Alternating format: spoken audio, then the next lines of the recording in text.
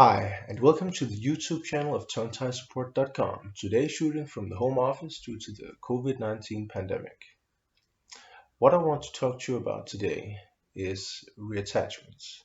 And the reason I want to talk to you about reattachments is that it's something that takes up a lot of mental space for many parents who are either considering getting a tongue tie procedure for their children, or parents who are in the aftercare part of the tongue tie procedure. Um, and with good reason. I'm here today to tell you that luckily reattachments don't occur as often as you might think. At least full reattachments almost never occur. Partial reattachments sometimes occur, but that might be all right. But what I want to cover today are three topics. The first one is, what does reattachment actually means? Because believe it or not, there's actually a bit of confusion about this, and it's really important to know. Secondly, it's what the signs of reattachment are. How can you spot if the wound and the tissue is starting to reattach? And thirdly, what should you do if the wound starts to reattach? So first things first, what does reattachment actually mean? Well, basically, what happens when you get a tongue tie procedure is that you sever the tissue beneath the tongue, holding the tongue fast to the floor of the mouth. And it's really important, and the entire point of this procedure is that this tissue has to heal up individually and not reattach together. Basically, what you can think of it like this. This is the tongue, and this is the bottom of the mouth. You want to, when these two things are released from each other, you wanna make sure that they heal up separately, because underneath the tongue and on the bottom of the mouth are tissue which has been severed, and inside your mouth tissue heals extremely fast. So you want to make sure, using aftercare, these two things heal up, but they heal up separately. They don't connect again. If they connect, that is what reattachment means. It's very important to realize that this healing phase is usually done within the first 3 weeks. So if you expect reattachment, or if you fear reattachment within week 4, 5, 6, or onwards, it's probably not, because at that point the wound has healed up neatly, and it's not possible for it to reattach again. So, but if you wanna know if reattachment is what's occurring, what signs should you be looking for? Well, the first sign and the most important sign, the biggest indicator, that is that the symptoms that you were experiencing before the procedure are coming back. That's the major indicator. It doesn't necessarily mean, though, that the wound is reattaching, because there are two things that can make these symptoms come back. One is the reattachment, but the other one is reduced mobility, due not to the reattachment, but to something else. And that's usually because you need to do more aftercare, or because you need to do more body work, or maybe you're doing aftercare a little wrong, or you might want to adjust. These are the two major reasons why symptoms might be coming back. And it's important to know that during the 6 weeks healing phase, you will experience symptoms coming and going and coming and going without no particular reason whatsoever.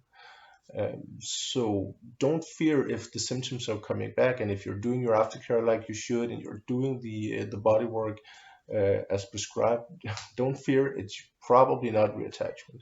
It could be, however. So another thing to look for, and that's also really important, that's you got to track the wound.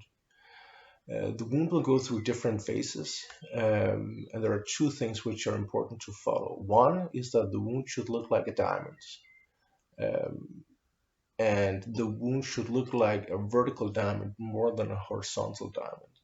So that's why when you do your aftercare exercises, you want to try and lift the tongue as much as possible in order to get this vertical diamond. And the reason you want this vertical diamond is that that helps the mobility. It helps the tongue go upwards. It helps the tongue reside in the palate during sleep. Um, so you want to make sure that this wound looks like a diamond and that it's a vertical diamond. The other thing is that you want to track the color of the wound. The wound goes through different colors as well during the treatment process, and it's important to keep track of this. Um, if the wound starts to look wrong, you should definitely seek out your practitioner and ask for guidance and for counsel if there's something that you should do differently or if it's fine. That's very important. So now the wound has started to reattach. What to do? Well, the first thing, the easy answer is that it depends. If the reattachment is very new and it's not far in the process, you can actually rip the wound open again. I only recommend you doing this if the reattachment is brand new and if you have someone that's skilled in this, look at it before you do it, or preferably they do it for you. It can be your osteopath or it can be your local practitioner. But it's very important that you don't yourself just try and pry it open again because it might do a lot more damage than it may do good.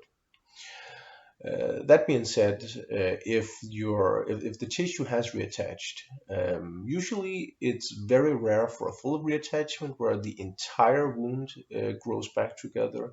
A partial reattachment is much more common, and maybe the wound that's been severed, the part that hasn't reattached, is actually enough for obtaining this increased mobility, which will alleviate all the symptoms, or at least most of the symptoms, and will make it okay. So consider the symptoms. Do you still have it could be breastfeeding issues, or it could be problems with keeping the tongue in the roof of the mouth during sleep. Look at these issues, look at the symptoms, and see how important is it to get this second procedure. Because there's no certainty that if you get the second procedure, that it's going to be better. Often it won't actually because there's scar tissue, and when you perform surgery in a place that has scar tissue, it's for at least for tongue ties, it'll make it harder to heal it up softly. That it'll be hard, it'll be unflexible, and that means that it won't produce the same results as a fresh tongue tie, or a fresh tongue tie release. So I would really consider before I go through my second revision. Um, so thank you very much for listening. I'm going to leave a link to an article below which outlines everything we just went through in even more details. And also be welcome to visit tongue/tie/support.com for numerous articles about tongue ties. If you like this, please like us and subscribe, and you'll be notified when we make more videos just like this one. Thank you.